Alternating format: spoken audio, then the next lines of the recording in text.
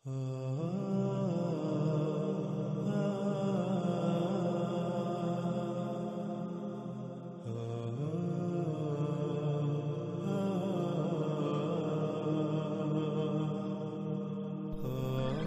اللہ صلی اللہ علیہ وآلہ وسلم سے پوچھا گیا، اور کس تیز رفتاری سے وہ کام کرے گا زمین میں، یعنی زمین میں اس کی تیز رفتاری کیا ہوگی؟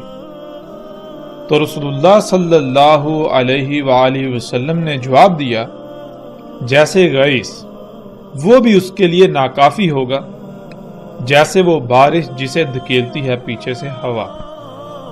ناظرین، ہم اس روایت کے پہلے حصے پر اپنی پچھلی قسط میں بات کر چکے ہیں، اور روایت کے اس اگلے حصے کو سمجھنے کے لیے ہم اس میں استعمال ہونے والے الفاظ پر ایک بار نظر دوڑاتے ہیں۔ اس میں ایک لفظ استعمال ہوا ہے اسراء۔ اسراء کہتے ہیں تیز رفتاری اور جلدی کو، سفر میں تیز رفتاری اور جلدی، کام کرنے میں تیز رفتاری اور جلدی، اشیاء کو پیک کرنے میں تیز رفتاری اور جلدی، حتیٰ کہ ہر کام میں تیز رفتاری اور جلدی۔ کئی لوگوں کا کام اکیلے اور کئی گنا کم وقت میں کرنا، تیز رفتاری سے کرنا، کئی لوگوں کے اٹھانے کا وقت اکیلے ہی بہت آسانی سے کم وقت میں اور آسانی سے اٹھانا، انتہائی تیز رفتاری سے اٹھا لینا، اشیاء کو ادھر سے ادھر تیز رفتاری اور کم وقت میں لانا اور لے جانا وغیرہ، یعنی ہر کام بہت ہی آسانی اور تیز رفتاری اور انتہائی قلیل مدت میں کم وقت میں انجام دینا۔ اگلا لفظ آ جاتا ہے الغیث۔ الغیث کہتے ہیں بہت سے انسانوں کا مجمع جو انتہائی منظم انداز میں کوئی کام کرتا ہے۔ مثال کے طور پر آپ نے کوئی کام کرنا ہے، سب سے پہلے اس کام کو مختلف حصوں میں تقسیم کریں اور پھر لوگوں کے مختلف گروہ بنا کر انتہائی منظم انداز میں ان سے کام کروائیں، جس سے نہ صرف کام بہترین ہوگا بلکہ وقت بھی بچے گا اور کام انتہائی آسانی سے ہوگا اور پھر کام بھی زیادہ ہوگا۔ اور اس کے علاوہ الغیث بارش کو بھی کہتے ہیں۔ رسول اللہ صلی اللہ علیہ وآلہ وسلم سے جب سوال کیا گیا کہ وہ کتنا عرصہ رہے گا، تو رسول اللہ صلی اللہ علیہ وآلہ وسلم نے جواب دیا کہ 40 ایام، یوم جیسے کہ سال ہوں اور یوم جیسے کہ مہینہ اور یوم جیسے کہ ہفتہ۔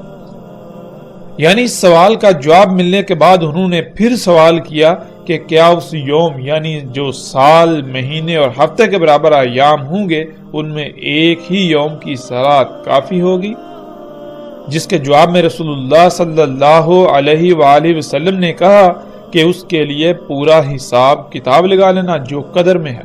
قدر کہتے ہیں بہت باریکی سے پورے حساب کتاب، علم و حکمہ کے ساتھ کوئی کام انجام دینا، رائے برابر بھی فرق نہ چھوڑنا۔ اس جواب سے صحابہ رضی اللہ تعالیٰ عنہ کو یہ پتہ چل گیا کہ دن رات جیسے ہیں ویسے ہی ہوں گے، ان میں کسی قسم کی کوئی رد و بدل نہیں ہوگی، لیکن حقیقت یہ ہے کہ اس کی کوئی بھی کام کرنے کی رفتار ایسے ہوگی کہ جو کام ہم سالوں میں انجام دیتے ہیں وہی کام وہ ایک یوم میں انجام دے گا، کہ اس کی ہر کام میں رفتار انتہائی تیز ہوگی۔ جب صحابہ پر یہ بات واضح ہوئی تو تب انہوں نے دجال کی تیز رفتاری کا سوال کیا کہ وہ کس تیز رفتاری سے کاموں کو انجام دے گا۔ صحابہ رضی اللہ تعالیٰ عنہ نے رسول اللہ صلی اللہ علیہ وآلہ وسلم سے سوال کیا، اور کیا اسراء ہوگی اس کی زمین میں، یعنی وہ ہر کام کس تیز رفتاری سے کرے گا؟ تو اس کے جواب میں رسول اللہ صلی اللہ علیہ وآلہ وسلم نے کہا، جیسے الغیث یعنی جیسے انسانوں کا مجموعہ کسی کام کو آپس میں تقسیم کر کے بہت منظم انداز میں انجام دیتا ہے ویسے ہی کرے گا، وہ بھی اس کے لیے ناکافی ہوگا۔ ناکافی ہوگی اس کے لیے ہوا، یعنی وہ ہوا سے بھی تیز رفتار ہوگا، اس کی تیز رفتاری بالکل ایسے ہوگی جیسے کہ وہ بادل جن کو پیچھے سے ہوا اڑاتی ہے۔ ناظرین، یہاں ایک اور لفظ پر ہم بات کرتے ہوئے آگے بڑھتے ہیں، اور وہ لفظ ہے یوم۔ عام طور پر یوم سے مراد دن لیا جاتا ہے، لیکن عربی میں یوم کہتے ہیں ایک مدت کو، ایک پیریڈ کو، ایک مرحلے کو۔ یعنی نقطہ آغاز سے نقطہ انجام تک کا جو مرحلہ ہوتا ہے، جو مدت ہوتی ہے، اس کو عربی میں یوم کہتے ہیں، اور ہر شے کا یوم الگ الگ ہوتا ہے۔ یعنی انسان جو کام سالوں میں انجام دیتے ہیں، جب دجال آئے گا، دجال زمین پر موجود ہوگا، اس کا وجود ہوگا، تو وہی کام دجال ایک ہی یوم میں، ایک ہی مرحلے میں، ایک ہی مدت میں انجام دے گا، انتہائی تیز رفتاری کے ساتھ، انتہائی قلیل مدت میں، انتہائی کم وقت میں۔ رسول اللہ صلی اللہ علیہ وآلہ وسلم کا یہ کہنا کہ اس کا یوم جیسے کہ سال، اور اس کا یوم جیسے کہ مہینے، اور اس کا یوم جیسے کہ ہفتے، اور باقی ایام جیسے کہ تمہارے ایام۔ یعنی جب دجال نہیں ہوگا تو تب انسان جو کام سالوں میں انجام دیں گے، وہی کام جب دجال آئے گا، دجال زمین پر موجود ہوگا، اس کی ابتدا ہوگی، اس کا پہلا یوم ہوگا، تو اسی کام کو وہ ایک ہی یوم، ایک ہی مرحلے میں انجام دے گا، انتہائی تیز رفتاری اور انتہائی کم مدت میں۔ وہ انسانوں کو اپنی اتباع کی دعوت دے گا، اپنے آپ کو رب بنانے کی دعوت دے گا، تو انسان جب اس کی دعوت کو تسلیم کرتے ہوئے اس کو اپنا رب بنا لیں گے، تو پھر پہلے جو کام انسان سالوں میں کیا کرتے تھے، وہی کام اب انسان ایک ہی یوم میں کریں گے، ایک ہی مرحلے، ایک ہی مدت میں کریں گے۔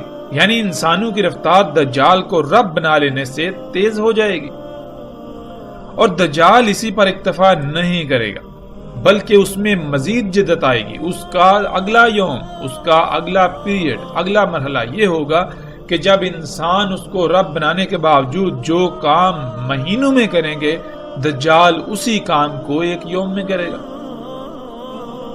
تو پھر ایسا ہوگا کہ انسان جو کہ دجال کو پہلے ہی رب بنا چکے ہوں گے، تو انسانوں کی رفتار بھی تیز ہو جائے گی۔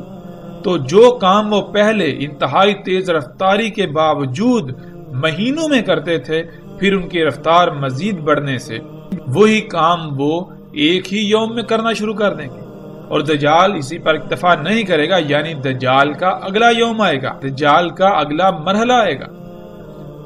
تو جو کام دجال کو رب بنانے کے باوجود انسان انتہائی تیز رفتاری کے باوجود مہینوں میں انجام دیں گے، دجال وہی کام ایک ہی یوم، ایک ہی مرحلے میں انجام دے گا۔ انسان جو کہ دجال کو پہلے ہی رب بنا چکے ہوں گے، تو اس وجہ سے انسانوں کی رفتار بھی مزید تیز ہو جائے گی۔ تو پھر اس تیز رفتاری کے باوجود جو کام انسان ہفتوں میں انجام دیں گے، وہی کام دجال ایک یوم میں انجام دے گا۔ کیونکہ انسان دجال کو رب بنا چکے ہوں گے، تو اس وجہ سے انسانوں کی رفتار بھی مزید تیز ہو جائے گی، جس سے پھر دجال اور انسانوں کی تیز رفتاری کا فرق مٹ جائے گا۔ یعنی پوری دنیا دجال سے بھر جائے گی، اور پوری دنیا میں انسان کی بجائے دجال ہی کام کرے گا۔ اور دجال کیا ہے وہ ہم جان چکے ہیں، اور اگر ہم اس بات کو ایک لمحے کے لیے نظر انداز کر بھی دیں تو ناظرین غور کریں کہ آج وہ کون سی شے ہے، یا پھر کیا آج کام انتہائی تیز رفتاری سے ہو رہے ہیں؟ اگر ہو رہے ہیں تو وہ کون سی شے ہے، وہ کون سی چیز ہے جس کی وجہ سے کام انتہائی تیز رفتاری سے ہو رہے ہیں؟ وہی کام جو انسان پہلے سالوں میں کرتا تھا، پھر اس کے پاس ایسی صلاحیت آئی کہ اس نے وہی کام مہینوں میں کرنا شروع کر دیا۔ پھر اس تیز رفتاری کے باوجود انسان جو کام مہینوں میں انجام دیتا تھا، وہی ہفتوں میں، پھر مزید انتہائی تیز رفتاری کے باوجود جو کام ہفتوں میں انجام دیتا تھا، وہی کام ایک ہی یوم میں انجام دینا شروع کر دیا۔ اور پھر آج پوری دنیا میں سب کے سب کام انتہائی تیز رفتار ہو چکے۔ انسانوں کی اپنی کوئی اہمیت و حیثیت رہی ہی نہیں۔ اگر کسی شے کی اہمیت و حیثیت ہے تو وہ اسی کی جس کی وجہ سے پوری دنیا میں اتنی جدت اور تیز رفتاری آ چکی ہے، اور وہ کیا شے ہے آج ہم اپنی آنکھوں سے دیکھ رہے ہیں۔ ان اشیاء کو آج ہم مشینیں کہتے ہیں۔ مشین کسے کہتے ہیں؟ مشین کہتے ہیں ایسے آلے کو یا ایسی شے کو جو انسان کے لیے نہ صرف سہولت و آسانی پیدا کر دے، بلکہ وہ ہر کام کو انتہائی تیز رفتاری کے ساتھ کرے۔ وہ کام جو کئی انسان مل کر کرتے ہیں وہی کام وہ انتہائی آسانی سے انتہائی کم مدت میں کم وقت میں اکیلے ہی انجام دے دیں، اکیلے ہی کریں۔ اور پھر یہی نہیں، آج انسان انہی مشینوں کو اپنے لیے فائدہ مند سمجھتے ہیں، اپنے لیے مسیحا سمجھتے ہیں، لیکن کیا یہ مسیحا ہے؟ کیا حقیقت یہی ہے؟ انسان ان مشینوں کا صرف ایک ہی پہلو، ایک ہی روح دیکھتے ہیں، وہ روح جو انہیں فائدہ مند نظر آتا ہے، لیکن اس کا دوسرا روح اسے یکسر نظر انداز کر دیتے ہیں، اس کا دوسرا پہلو یکسر نظر انداز کر دیتے ہیں، وہ پہلو جس پر ہم گزشتہ ایک ساتھ میں کچھ گفتگو کر چکے ہیں اور آئندہ ایک ساتھ میں بھی مزید تفصیل کے ساتھ گفتگو کریں گے کہ انہی مشینوں کو ایسے پوری دنیا فساد سے بھر چکی ہے، زمین و آسمان فساد زدہ ہو چکے ہیں، دنیا میں کوئی ایک بھی مخلوق ایسی نہیں جو فساد سے پاک ہو، جو طرح طرح کی تباہیوں، مصیبتوں اور تکالیف کا سامنا نہ کر رہی ہو، انہی مشینوں کی وجہ سے۔ اور یہ پہلو جس سے انسان یکسر غافل ہے، جس کو یکسر نظر انداز کیے ہوئے ہیں، اسی کی وجہ سے پوری دنیا زلزلوں کی لپیٹ میں ہے، سیلابوں کی لپیٹ میں ہے، طرح طرح کی بیماریوں کی لپیٹ میں ہے، طرح طرح کی مصیبتوں، تکلیفوں اور ہلاکتوں کی لپیٹ میں ہے۔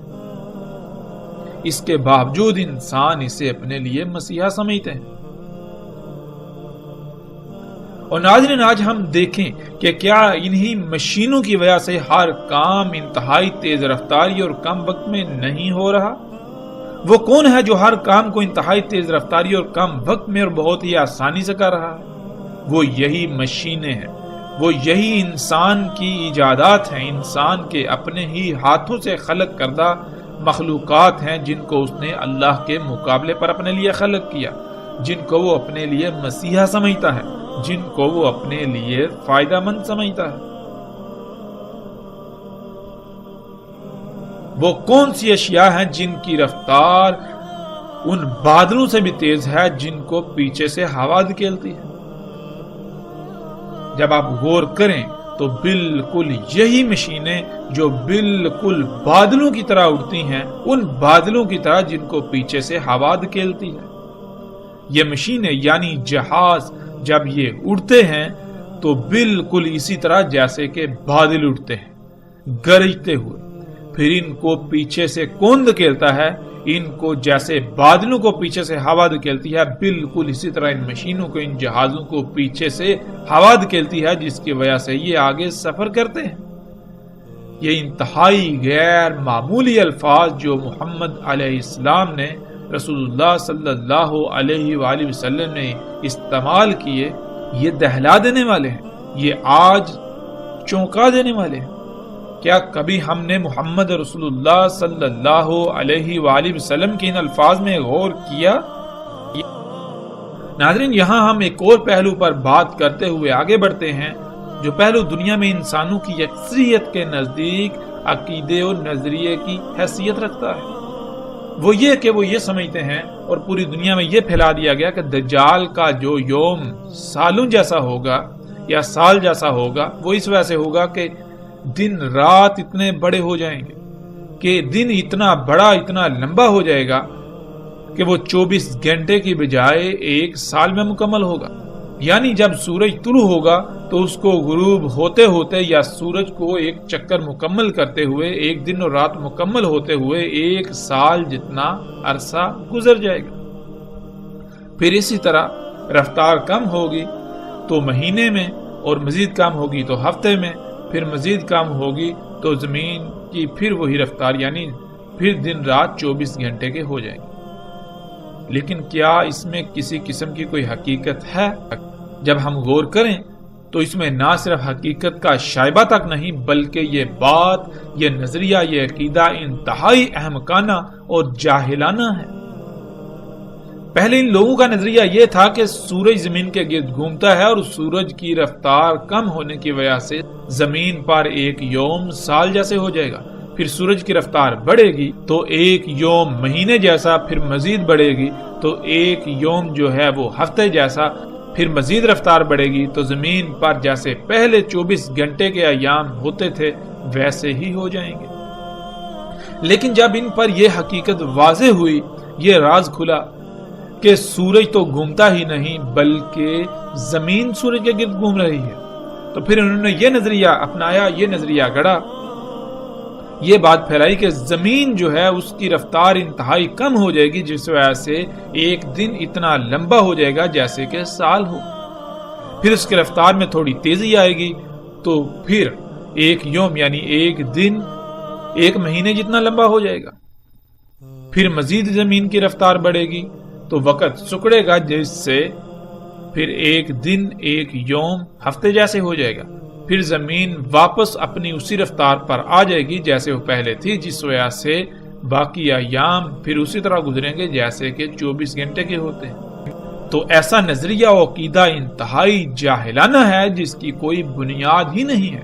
اور جن لوگوں نے یہ بات کی, یہ نظریہ اخذ کیا, یہ عقیدہ اپنایا, یہ عقیدہ دنیا کے سامنے لائے, ان پر انتہائی افسوس ہی کیا جا سکتا ہے. وہ بالکل ایسے لوگ لگتے ہیں جن کا قرآن سے کسی قسم کا کوئی تعلق تھا ہی نہیں. انہوں نے اس کائنات کو, اس کائنات کے نظام کو جیسے کہ مذاق سمجھا ہوا ہے. قرآن میں اللہ سبحانہ وتعالیٰ کہتے ہیں اس میں کچھ شک نہیں, ہر شے کو خلق کیا ہم نے قدر کے ساتھ, یعنی بہت باریکی سے, علم و حکمت کے ساتھ. اس کے علاوہ ہم پیچھے تفصیل کے ساتھ جان چکے ہیں کہ اللہ سبحانہ وتعالیٰ نے کہا تھا کہ زمین و آسمانوں کی مثال بالکل ایسی ہے, ہم نے ان کو بالکل اسی طرح خلق کیا جیسے کہ تم کو خلق کیا. تم اپنی ہی ذاتوں میں غور و فکر کرو, تم اپنی ہی ذاتوں کو جانو. جب تم اپنی ہی ذاتوں میں غور و فکر کرو گے تو جو بات تمہارے سامنے آئے گی بالکل اسی طرح ہم نے زمین و آسمانوں کو, جو کچھ بھی ان کے درمیان ہے, ان سب کو خلق کیا.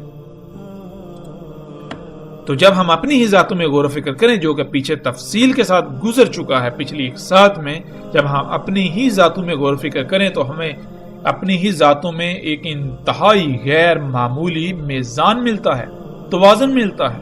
تمام کے تمام اعضاء جو کہ اپنے آپ میں الگ الگ مخلوقات ہیں, ان کو کسی نہ کسی مقصد کے لیے خلق کیا, جس مقصد کے لیے خلق کیا گیا ان کو ان کے مقامات پر رکھ دیا گیا, ان کو ان کی ذمہ داری کو پورا کرنے کے لیے جو ان کا مقام تھا اس پر فٹ کر دیا گیا. جب تک تمام کے تمام اعضاء جو کہ مخلوقات ہیں اپنے اپنے مقام پر رہتے ہوئے اپنی اپنی ذمہ داری کو پورا کریں گے تو تب جسم میں میزان, جسم میں توازن برقرار رہے گا. اگر کوئی ایک بھی مخلوق اپنی ذمہ داری سے لاپرواہی کرتی ہے, اپنی رفتار میں کمی یا زیادتی کرتی ہے, تو اس سے پورے جسم میں جو قائم توازن ہے وہ بگڑ جائے گا, جس کی وجہ سے جسم میں تباہیاں آئیں گی جنہیں ہم بیماریوں کا نام دیتے ہیں. اور یہی اللہ سبحانہ وتعالی نے کہا اس میں کچھ شک نہیں, ہر شے کو خلق کیا ہم نے قدر کے ساتھ, یعنی بہت ہی باریکی سے, علم و حکمت کے ساتھ خلق کیا. اللہ سبحانہ وتعالی نے ہر شے کو قدر کے ساتھ خلق کیا ہے. جیسے ایک گاڑی ہوتی ہے یا ایک مشین ہوتی ہے, اگر اس میں چھیڑ چھاڑ کی جائے گی تو وہ خراب ہو جائے گی.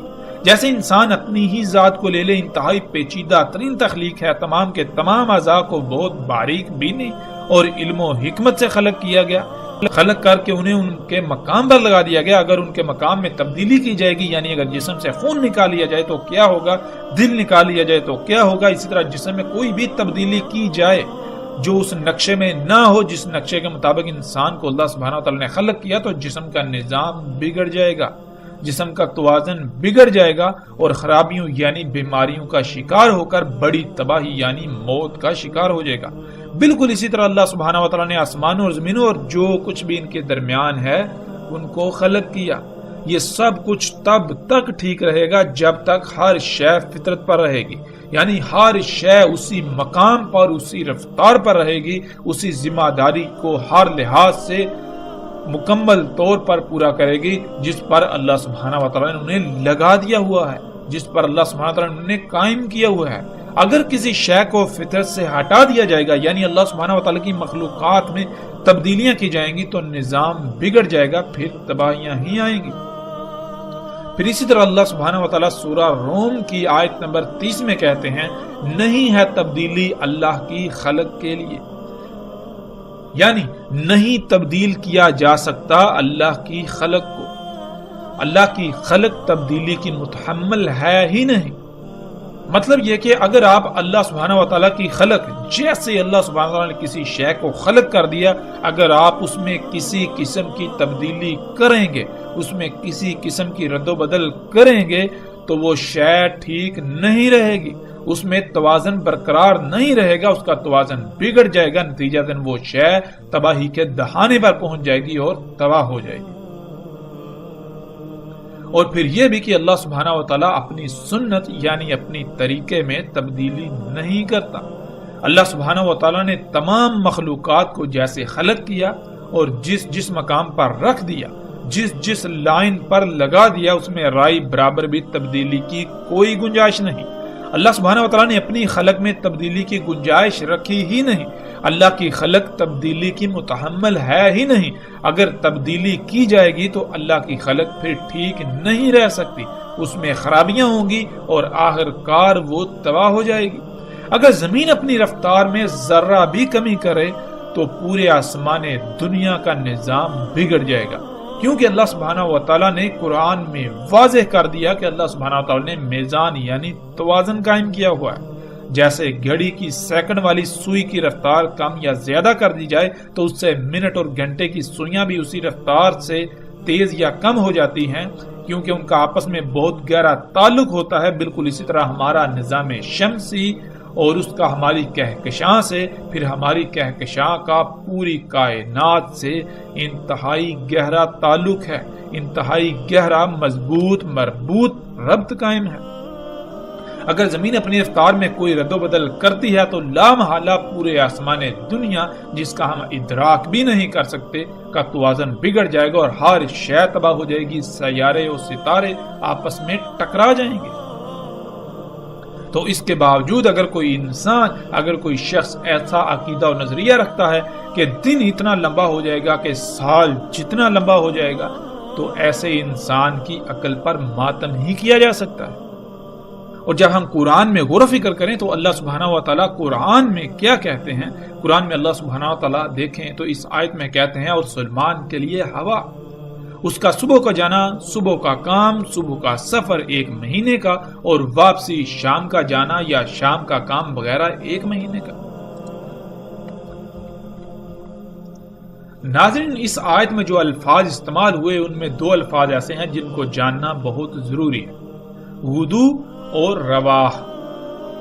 غدو کسے کہتے ہیں؟ غدو کہتے ہیں کہ جب صبح اندھیرا چھٹ کر روشنی ہو جاتی ہے، اس وقت سے لے کر سورج کے طلوع ہونے تک کا سفر۔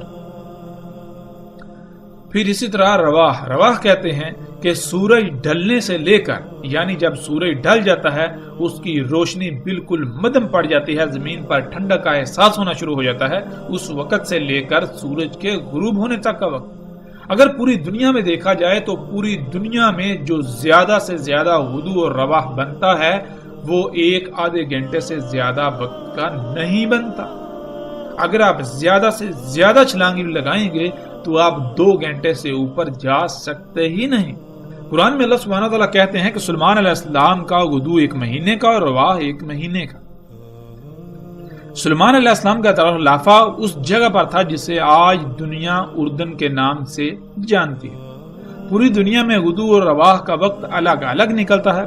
بیت المقدس میں پورے سال کا اوسطاً اگر غدو اور رواح کا وقت حساب کتاب کر کے نکالا جائے تو غدو 2 گھنٹے یا اس سے بھی کم وقت کا، اور اسی طرح رواح بھی 2 گھنٹے یا اس سے کم وقت کا ہی نکلتا ہے۔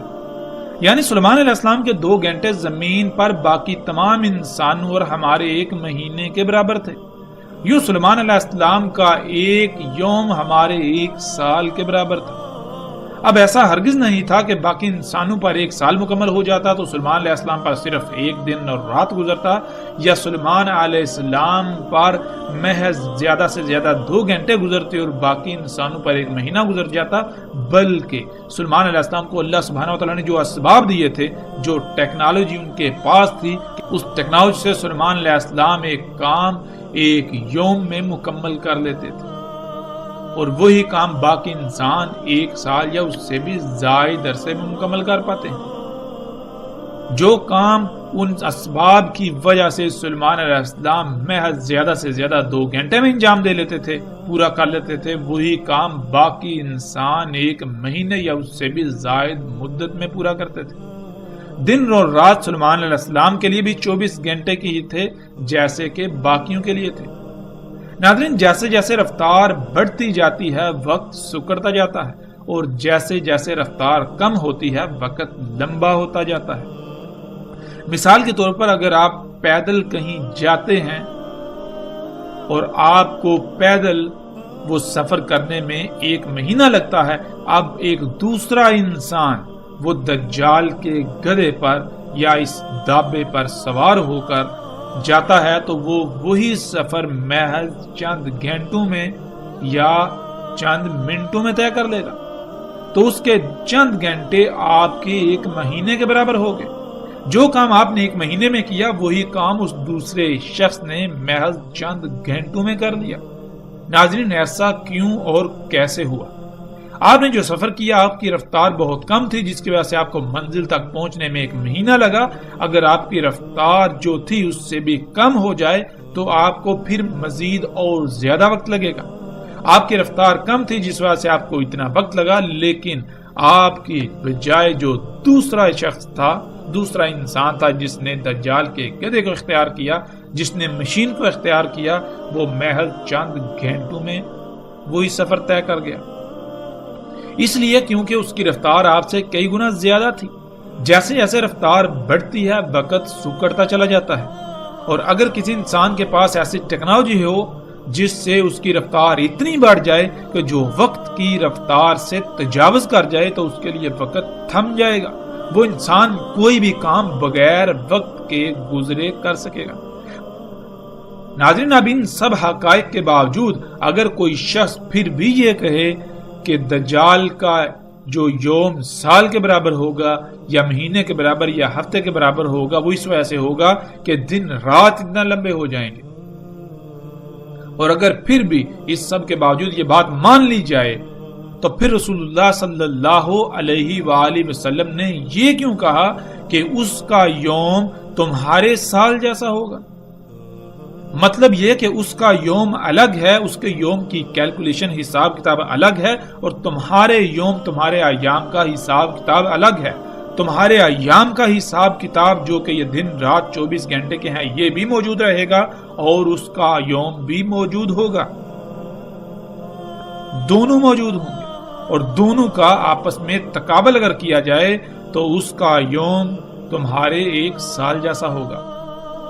اس سے جو بات ہر لحاظ سے سامنے آتی ہے وہ یہی ہے کہ کوئی ایسی شے زمین پر آئے گی، ایسی شے سامنے آئے گی، ایسی شے ایجاد ہوگی جس سے رفتار انتہائی تیز ہو جائے گی۔ رفتار کے بڑھنے سے، رفتار کے تیز ہونے سے وقت سکڑ جائے گا۔ جو کام تم پہلے سالوں میں انجام دیتے وہی کام تم بہت کم مدت میں 1 ہی یوم میں انجام دے لو۔ اور ناظرین، آج جب ہم غور و فکر کریں تو وہ کون سی شے ہے جس کی وجہ سے یہ سب کچھ ممکن ہوا؟ جو کام انسان پہلے سالوں میں کرتے تھے آج وہی کام انتہائی تیز رفتار سے، انتہائی آسانی سے، انتہائی کم وقت میں کیا جا رہا ہے۔ وہ یہی مشینیں ہیں، وہ یہی ایجادات ہیں، وہ تمام کی تمام اشیاء، وہ تمام کی تمام اشیاء جن کو انسان نے اللہ کے مقابلے پر اپنے لیے خلق کیا، جنہیں وہ اپنے لیے مسیحا سمجھتا ہے، اپنے لیے فائدہ سمجھتا ہے، جن کی وجہ سے پوری دنیا انسان کے لیے جنت کا منظر پیش کر رہی ہے۔ جنت کہتے ہیں ایسی جگہ کو، ایسے مقام کو جہاں پر آپ کو طرح طرح کی سہولیات و آسانیاں میسر ہوں، آپ کو مشقت نہ کرنی پڑے۔ تو آج پوری دنیا میں جب ہم غور و فکر کریں تو مشقت انسان کی بجائے دجال یعنی یہی مشینیں کر رہی ہیں، انسان کو مشقت کرنا ہی نہیں پڑ رہی۔ اور یہ جنت محض دھوکے کی جنت ہے، دھوکے کے سوا کچھ نہیں۔ حقیقت میں یہ نہ صرف دنیا میں بھی جہنم ہے بلکہ آخرت میں بھی جہنم، اس کا انجام عنقریب جہنم ہے۔ یہ دنیا جو اس وقت جنت کا منظر پیش کر رہی ہے، عنقریب یہ اسی ٹیکنالوجی کی وجہ سے، انہیں ایجادات کے دوسرے پہلو کی وجہ سے، جو پہلو انسانوں سے چھپا ہوا ہے یا جان بوجھ کر چھپا دیا گیا، اس کی وجہ سے عن قریب جہنم میں بدل جائے گی۔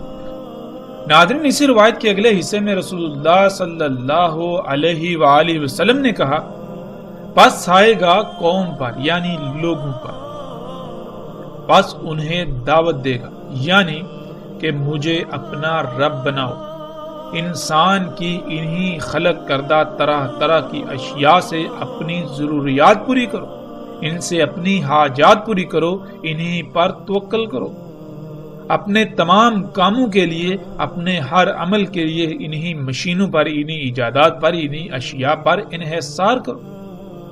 پس وہ اس کی اس دعوت کو تسلیم کر کے اسی کے ساتھ اپنے اعمال کو انجام دیں گے اور اس کی اس دعوت کو قبول کر لیں گے، اس کو قبول کر لیں گے۔ جب ایسا ہوگا تو پس امر کیا جائے گا آسمان کو، پس وہ برسے گا، اور اسی سے امر کیا جائے گا زمین کو، ارض کو، پس وہ اس امر سے اگائے گی۔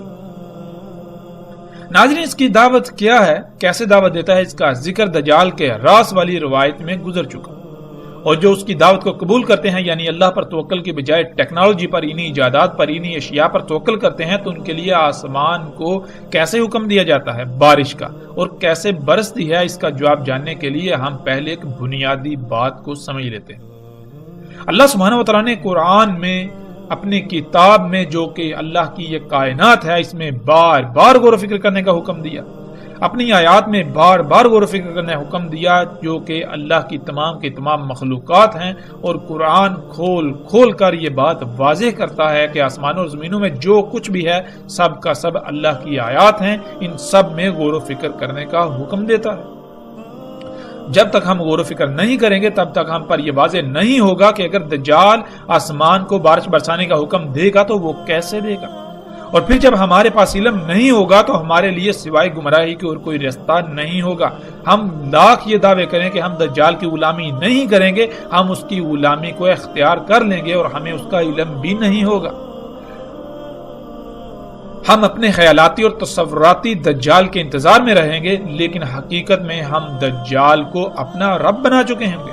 ہم میں ایمان کی رائے بھی نہیں ہوگی اور ہمیں اس کا اندازہ بھی نہیں ہوگا، ہم الٹا خود کو قوی مومن سمجھ رہے ہوں گے۔ علم نہ ہونے کی وجہ سے بے بنیاد اور باطل عقائد کو اپنے دماغ میں محفوظ رکھ کر نہ صرف خود گمراہ ہوں گے بلکہ دوسروں کی گمراہی کا بھی سبب بنیں گے۔ اس لیے اگر ہم چاہتے ہیں کہ ہم حقیقتاً ایسے اللہ پر ایمان لائیں جیسے کہ ایمان لانے کا حق ہے، تو ہمیں اللہ کی آیات میں غور و فکر کرنا پڑے گا۔ ہم اپنی ہی ذات میں غور و فکر کریں اور جانیں کہ اگر انسان کو کوئی حکم دیا جائے تو اس کا ذریعہ کیا ہوگا، انسان کو کوئی کام کرنے کا حکم کیسے دیا جاتا ہے۔ اس کے لیے جو بات کھل کر واضح ہوتی ہے وہ یہ کہ بنیادی طور پر انسان کو کسی کام کا حکم دینے کے لیے 3 طریقے ہیں۔ زبان سے حکم دیا جائے یعنی آواز کی صورت میں، لکھ کر حکم دینا، اشارے کے ذریعے حکم دینا۔ ان کے علاوہ کوئی چوتھا ذریعہ ایسا نہیں ہے کہ جو تمام انسانوں میں مشترک ہو۔ چوتھا یا اس سے زائد بھی ہو سکتے ہیں، لیکن وہ صرف انہی لوگوں کے لیے ہوں گے جن میں وہ قابلیت ہوگی اور انہوں نے محنت سے وہ قابلیت حاصل کی ہوگی، جیسے کہ اللہ کا قانون ہے۔ اب اگر آواز کی صورت میں یا لکھ کر کسی انسان کو کوئی حکم دیا جائے گا تو وہ بھی صرف اسی زبان میں ہی دیا جا سکتا ہے جو زبان وہ سمجھنے کی صلاحیت رکھتا ہے۔ یعنی ایسا نہیں ہے کہ آپ کو جو زبان آتی ہی نہیں، جس زبان کو آپ سمجھتے ہی نہیں، اس زبان میں آپ کو حکم دیا جائے تو پھر اگر ایسا کیا جائے گا تو اس حکم کا کوئی فائدہ نہیں ہوگا۔ ایسا حکم نہ دینے کے برابر ہوگا، اس کی حیثیت ایسے ہی ہوگی گویا کہ حکم دیا گیا ہی نہیں۔ مثال کے طور پر اگر آپ کی زبان اردو ہے تو آپ کو اردو میں ہی حکم دیا جائے گا، اور اگر حکم دینے والوں کو اردو نہیں آتی یا پھر آپ اردو کے علاوہ کوئی اور بات نہیں سمجھتے اور اس کی زبان کوئی اور ہے یا اس کا طریقہ کوئی اور ہے، تو پھر اس کے لیے سب سے پہلا کام یہ ہوگا کہ وہ کوئی ایسا ذریعہ حاصل کرے جس میں اس کی بات سمجھ کر آپ تک پہنچانے کی صلاحیت ہو، جسے ہم اردو میں ترجمان کہتے ہیں، کہ وہ اس کی زبان بھی سمجھتا ہو اور آپ کی بھی، اور وہ انسان اس کے ذریعے سے آپ کو حکم دے گا۔ ایسے ہی مثال کے طور پر اگر آپ کو چائنیز نہیں آتی اور آپ کو چائنیز میں حکم دیا جائے تو کیا آپ سمجھ سکیں گے؟ سوال ہی پیدا نہیں ہوتا۔ بالکل اسی طرح آپ کسی جانور کو کوئی حکم دینا چاہیں تو اسی ذریعے سے حکم دیں گے جس ذریعے سے وہ جانور آپ کا حکم سمجھ سکے، نہ کہ آپ اپنی زبان میں جانور کو حکم دینا شروع کر دیں گے۔ جب وہ آپ کا حکم سمجھے گا تو اس پر عمل کر پائے گا، ورنہ عمل کا تو سوال ہی پیدا نہیں ہوتا۔ ایسا ہرگز نہیں ہے کہ آپ اپنی زبان سے کسی جانور کو کچھ کہیں تو وہ فوری اس پر عمل کرے گا، نہیں، بلکہ جو بھی جانور ہے وہ جس طرح حکم سمجھنے کی صلاحیت رکھتا ہے اسی طریقے سے اسے حکم دیا جائے گا۔ بالکل اسی طرح اللہ کی تمام مخلوقات کا معاملہ ہے۔ اللہ سبحانہ و تعالیٰ نے یہ قانون بنا دیا، اسی قانون کے مطابق اللہ سبحانہ و تعالیٰ اس پوری کائنات کا نظام چلاتے ہیں، اسی قانون کے مطابق اللہ سبحانہ و تعالیٰ تمام مخلوقات کو امر کرتے ہیں۔ یہی اللہ سبحانہ و تعالیٰ کا قانون ہے، یہی اللہ سبحانہ و تعالیٰ کی سنت یعنی طریقہ ہے، اور اللہ سبحانہ و تعالیٰ خود بھی اپنی سنت کے خلاف کام نہیں کرتا۔ یہ اللہ سبحانہ و تعالیٰ کا قانون ہے۔ دجال آسمان کو حکم دے گا تو آسمان بارش برسائیں گے۔ آسمان فضا کو کہتے ہیں، اگر وہ اس فضا کو حکم دے گا جس فضا سے اللہ سبحانہ و تعالیٰ بارشیں برساتے ہیں تو اسی طرح امر کرنا پڑے گا جیسے اللہ سبحانہ و تعالیٰ امر کرتے ہیں۔ اور اللہ سبحانہ و تعالیٰ کے علاوہ کوئی بھی تب تک آسمانوں کو بارش کا حکم نہیں دے سکتا جب تک کہ اس کے پاس علم اور اسی طرح عمل کرنے کی صلاحیت موجود نہ ہو۔ لیکن ایک بات جو قابل غور ہے، رسول اللہ صلی اللہ علیہ وآلہ وسلم نے کہا کہ دجال امر کرے گا آسمان کو بارش برسانے کا۔ اب اس امر کے پیچھے کون ہوگا وہ الگ بات ہے، لیکن جو براہ راست آسمان کو بارش کا امر کرے گا وہی دجال ہوگا۔ آسمان کو بارش برسانے کا حکم دینا تو پہلے وہ علم ہونا لازم ہے کہ کس طرح آسمان کو بارش کا حکم دیا جاتا ہے۔ اللہ سبحانہ و تعالیٰ نے بارش برسانے کا جو قانون بنا دیا اسی کے مطابق ہی بارش برسائی جا سکتی ہے۔ ایسا ہرگز نہیں کہ کوئی انسان یا کوئی بھی ہو وہ آسمان کو اللہ کے قانون کے علاوہ کسی اور طریقے سے حکم دے اور آسمان بارش برسائیں، ایسا ممکن ہی نہیں۔ اگر ایسا ممکن ہوتا تو انسان جب اس معاملے میں اللہ کا محتاج تھا تو وہ اللہ سے دعائیں کرنے کے بجائے خود ہی اپنی زبان سے کہتا کہ آسمان بارش برسا، اور آسمان بارشیں برسانا شروع کر دیتے، جو کہ ہمیں علم ہے ایسا ناممکن ہے۔ تو پھر یہ بات بالکل واضح ہو جانی چاہیے کہ کوئی بھی ہو اگر آسمان کو بارش برسانے کا حکم دے گا تو وہ زبان سے نہیں بلکہ اسی طریقے سے دے گا جیسے اللہ نے قدر میں کر دیا۔ البتہ یہ بات الگ ہے کہ اللہ سبحانہ و تعالیٰ نے قدر میں آسمان کو کب اور کتنی بارش برسانے کا قانون وضع کیا جس سے کائنات میں قائم میزان برقرار رہے گا۔ اس کا علم صرف اللہ سبحانہ و تعالیٰ کو ہے، اس کے علاوہ کسی اور کو نہیں۔ البتہ اس کے پاس ہو سکتا ہے جو اللہ کی خلق کی ہوئی پوری کائنات کا علم حاصل کر لے، اور ایسا اللہ کے قانون میں رکھا ہی نہیں۔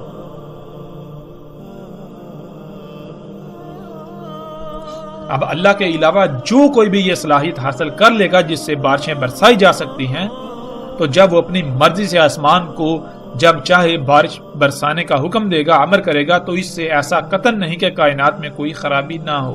کائنات میں قائم توازن بگڑ جائے گا۔ آسمانوں میں جو اللہ سبحانہ وتعالی نے میزان قائم کیا، جو زمین میں میزان قائم کیا، وہ بگڑ جائے گا۔ بادلوں کا نظام درہم برہم ہو جائے گا، آب و ہوا کا نظام درہم برہم ہو جائے گا، موسموں کا نظام بگڑ جائے گا، پھر طوفان، آندیاں، بغیر وقت کے بارشیں اور موسموں میں غیر معمولی تغیر و تبدل واقع ہوگا۔ آج آسمان کو حکم دیا جا رہا ہے اور بارشیں برسائی جا رہی ہیں، اور یہ کیسے ممکن ہوا؟ اور کون ہے جو آسمان کو بارشیں برسانے کا حکم دیتا ہے؟ وہ یہی مشینیں ہیں، وہ یہی ٹیکنالوجی ہے جسے رسول اللہ صلی اللہ علیہ وآلہ وسلم نے دجال کہا، جسے آج ہم ہارپ کا نام دیتے ہیں، اور اس کے علاوہ ایک دوسرا طریقہ جسے کلاؤڈ سیڈنگ یعنی بادلوں کی بوائی کا نام دیا جاتا ہے۔ ہارپ یہ ایک ایسی مشین ہے جس میں نہ صرف موسموں میں چھیڑ چھاڑ کرنے کی صلاحیت ہے بلکہ اس کے علاوہ انتہائی غیر معمولی امور انجام دینے کے لیے اس میں صلاحیتیں موجود ہیں۔ اور اس کے علاوہ جو دوسرا طریقہ ہے جس سے بارشیں برسائی جا رہی ہیں، یہ طریقہ انتہائی آسان اور سستا ترین طریقہ ہے۔ یہ تین اشیاء یعنی سلور آئیوڈائڈ، نمک، ڈرائی آئس یعنی جمی ہوئی کاربن ڈائی آکسائڈ گیس کے مرکب کو بذریعہ پمپوں یا جہاز سے فضا میں بلندی پر بادلوں کے مقام پر چھڑکا جاتا ہے، جس سے اس جگہ پر درجہ حرارت اتنا کم ہو جاتا ہے کہ وہاں بخارات پانی میں تبدیل ہو جاتے ہیں۔ سلور آئیوڈائڈ اور نمک ان ٹھنڈے بخارات کو ایک دوسرے سے ملاتے ہیں جن سے قطرہ وجود میں آتا ہے اور زمین اسے اپنی طرف کھینچ لیتی ہے۔ یوں آج پوری دنیا میں بارشیں برسائی جا رہی ہیں۔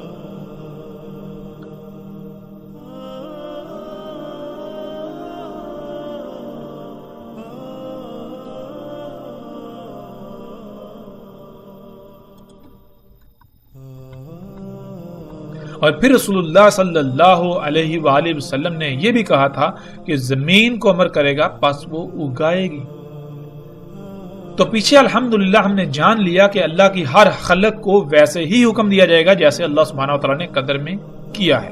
اس کے قانون کے خلاف کوئی کام نہیں ہو سکتا، تو زمین کو اگر اگانے کا حکم دیا جائے گا تو بالکل اسی طرح حکم دیا جائے گا جیسے اللہ سبحانہ وتعالی حکم دیتے ہیں۔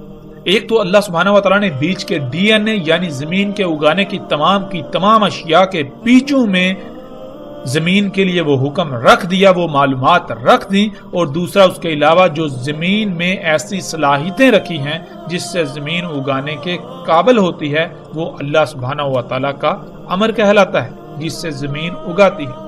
آج زمین کو نہ صرف حکم دیا جا رہا ہے بلکہ زمین اگا بھی رہی ہے، اور زمین کو یہ حکم فصلوں کے بیجوں میں اللہ سبحانہ وتعالی کے رکھے ہوئے نقشے میں رد و بدل کر کے دیا جا رہا ہے، اور زمین کو اگانے کی صلاحیت بھی خلق کر کے دی جا رہی ہے۔ اور یہ سب کیسے ممکن ہوا؟ صرف اور صرف ٹیکنالوجی کی وجہ سے، انہی مشینوں، انہی ایجادات کی وجہ سے جنہیں محمد علیہ السلام نے، محمد رسول اللہ صلی اللہ علیہ وآلہ وسلم نے دجال کہا۔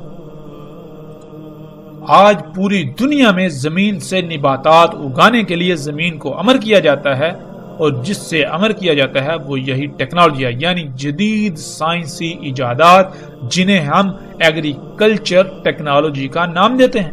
کھیتی باڑی میں موجودہ اور آئندہ آنے والے تمام کے تمام ذرائع جو غیر فطری ہیں، جن میں مختلف مشینری، کھادیں، ادویات، سپرے اور کئی قسم کے کیمیکلز اور جنیاتی بیج وغیرہ شامل ہیں۔